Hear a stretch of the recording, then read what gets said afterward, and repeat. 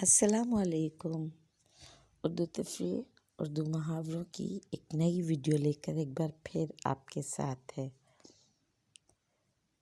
آج کی ویڈیو میں بے بڑھئے یعنی بے کے ساتھ شروع ہونے والے محاورے ہوں گے۔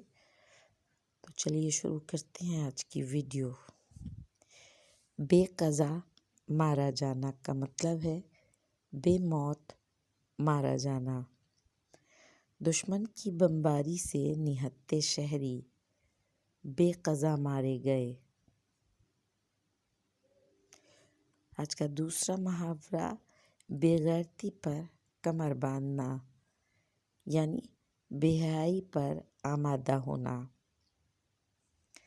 یورپی معاشرے نے بے غیرتی پر کمر باندھ کر اپنے گھریلو نظام کو تباہی کے دہانے پر لا کھڑا کیا ہے۔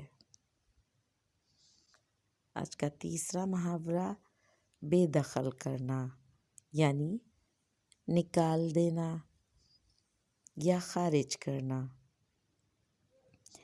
بغیر اطلاع کے طویل غیر حاضری کے باعث آپ کو نوکری سے بے دخل کیا جاتا ہے۔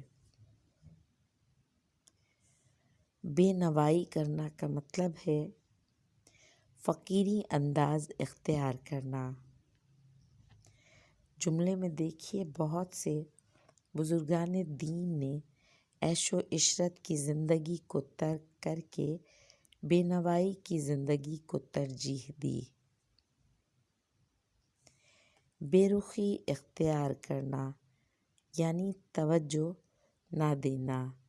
بھری محفل میں ہمیں دیکھ کر بے رخی اختیار کی، اب ہم ان کے گھر نہیں جائیں گے۔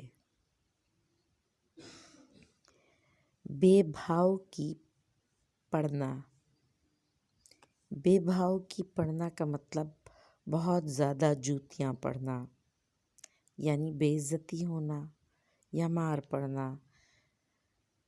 جملے میں دیکھیے ذخیرہ اندوزی کرنے پر دکاندار کو عوام سے بے بھاؤ کی کھانی پڑی۔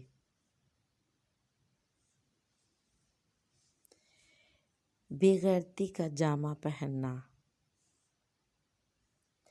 یعنی بے حیا بن جانا۔ آج کل کے نوجوانوں کو کوئی شرم و حیا نہیں ہے، لگتا ہے سب نے بے غیرتی کا جامہ پہن رکھا ہے۔ بے پر کی اڑانا یعنی بے بنیاد خبر مشہور کرنا۔ اس بات میں بالکل صداقت نہیں ہے، وہ لوگ بے پر کی اڑا رہے ہیں۔ بے نقط سنانا۔ بے نقط سنانا کا مطلب ہے بے انتہا گالیاں دینا۔ وقت پر ادھار واپس نہ کرنے پر حامد نے عاصم کو بے نقط سنائی۔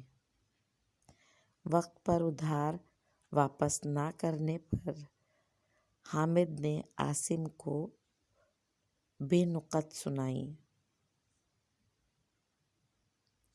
بے اجل مارنا، قبل از وقت مار دینا۔